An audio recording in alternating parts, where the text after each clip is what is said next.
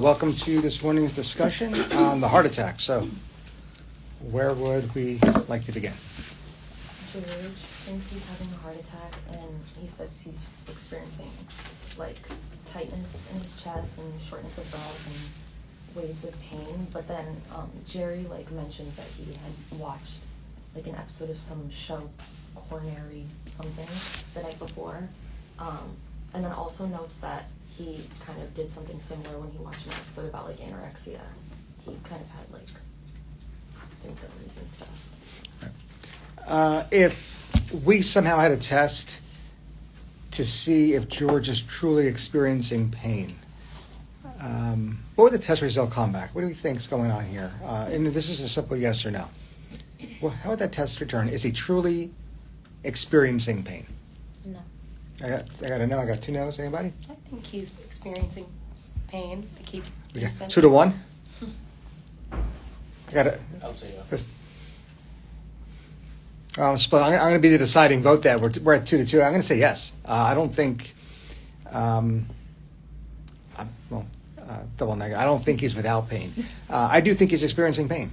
Now, if we were wrong, just for teaching's sake, and he wasn't experiencing pain, we have a 3-part differential or a 3.5 part differential.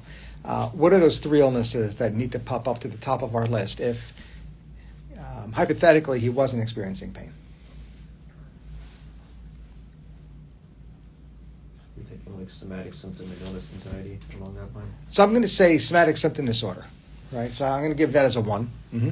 And then the 0.5 is conversion, because in my mind, those are the same illness, right? One called conversion is when there's a sensory and or motor deficit, and somatic symptom is when there's anything else, right? So in my mind, that's one illness. But published as 2 separate conditions in the DSM. So 2 more. Malingering, if that counts. And? Factitious. Perfect, right? Which I don't think is going on here, right? I think George feels something, but I'm not sure that his processing it, reporting it, is accurate. I think that's where the accuracy is lost. And in that case, what do we think is going on? Or what do you think is actually resulting in the way in which he's reacting to his pain? Why does he feel something and end up in the hospital? What's guiding this? What's influencing this? A sympathetic response. Okay. Because you watched the show. I think that's certainly influential. But what did watching the show do? Sympathetic response. Anxiety. That's it. Yeah. I think it's being filtered through or processed through anxiety. And I just want you to say the A word because I think ultimately, and you named it, I think this is illness anxiety disorder, the condition formerly known as hypochondriasis. Right. I think for studying purposes, despite the fact that this condition, illness anxiety disorder, is still categorized within the somatic symptom and related disorder chapter of the DSM, conceptually it really does belong in the obsessive compulsive and related disorder chapter. So it's an anxiety disorder, and it's an anxiety disorder that is closely related to OCD. Right? So it fits well there, and if that means one less illness to memorize, study in the context of somatic symptom disorder, perfect.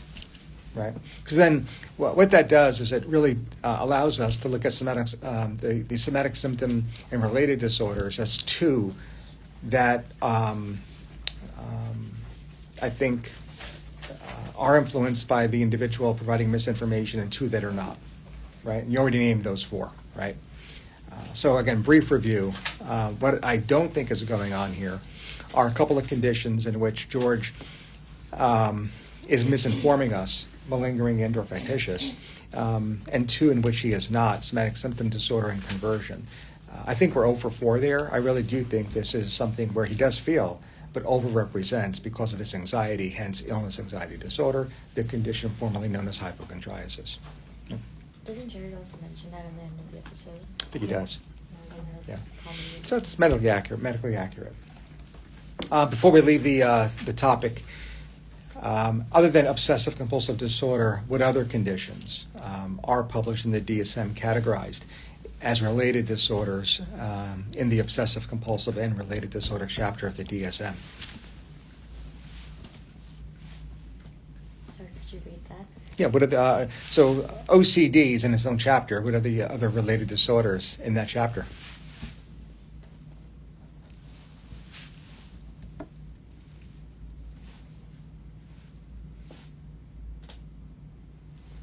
Like hoarding disorder. I don't know if that's accurate. Yeah, good. Hoarding, yeah. Yeah, hoarding was actually a DSM criteria for OCD, but because it was a single behavior that warranted independent clinical attention at a relevant point prevalence, the APA actually removed it from OCD and created its own illness, right? So that's hoarding. One other biggie, and then two from child-adolescent onset. No? Is it BDD? Yeah, it is BDD, body dysmorphic disorder. Good. And then there's social disengagement disorder and reactive attachment disorder. Not going to really get into those because their onset is usually in childhood or adolescence. So read up on them, prepare for them for the shelf, but otherwise, the other two, hoarding and body dysmorphic disorder. Alrighty. Other observations. The heart attack. I was thinking about Kramer, and then I don't remember the name of the other character, like the health Tor? guy. Tor? Yeah, that guy. Like, it was reminding me of schizotypal personality disorder. Why schizotypal?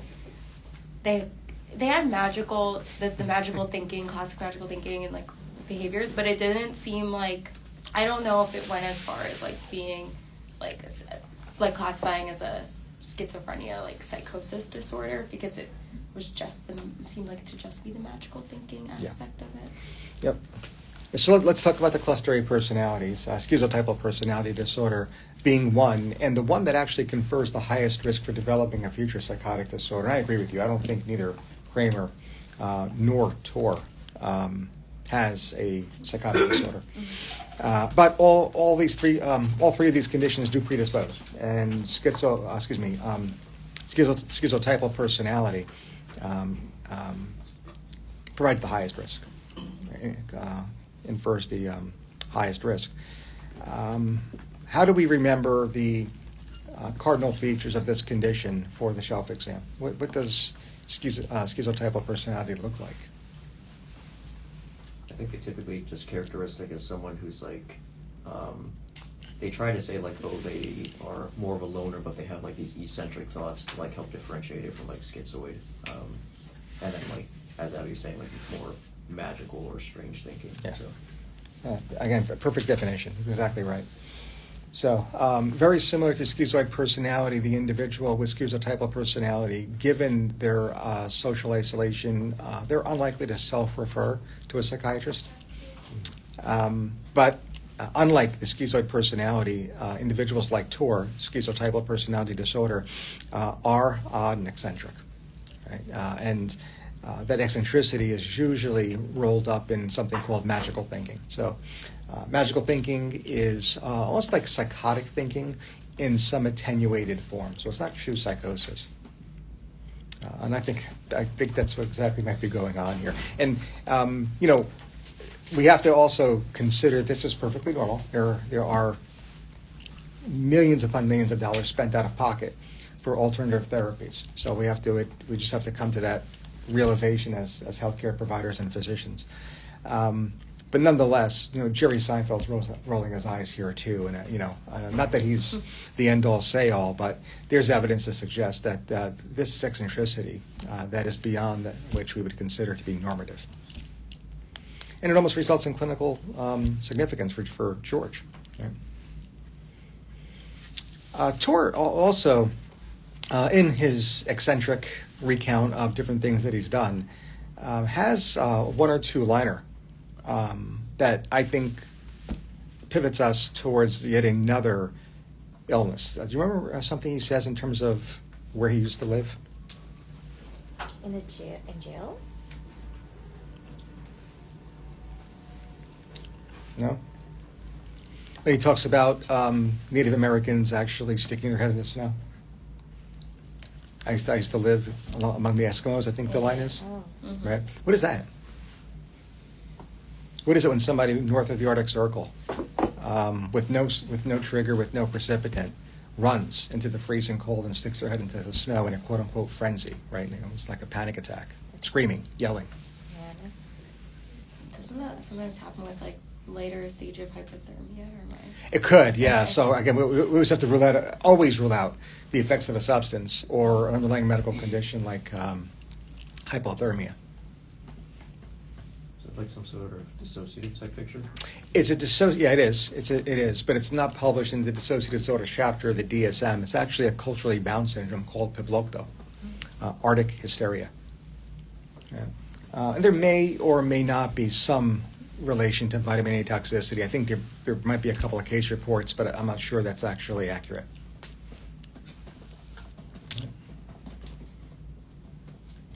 Anything else on tour? Anything else on Kramer? What other characters caught your eye? Episode, the heart attack. There's nobody else really except the doctor and Elaine and Jerry mentioned much in this. Mm-hmm. Jerry's just very obsessive. Yeah. Is all I could say. I don't think there was anything about Elaine and the doctor much, but I think Jerry was very obsessive about it, especially the dream that he had and what he wrote down. And he just somehow ends up making everything about himself. And he would always he's asking everyone that, oh, could you read this? Could you read this? And then at the end of the day, it wasn't even funny like he said, but I feel like he gets these intrusive, obsessive thoughts all the time. Mm-hmm. Yeah, I mean, Jerry, again, this is throughout several episodes over several seasons, continues to demonstrate obsessive-compulsive personality quite accurately. And there is some comorbidity with OCD, the anxiety disorder, as well, and therefore those intrusive thoughts too. And he can't let it go. He can't let that. What he wrote down, it was something that he just simply couldn't let go. Final thoughts. We're good? All right, we'll leave it here.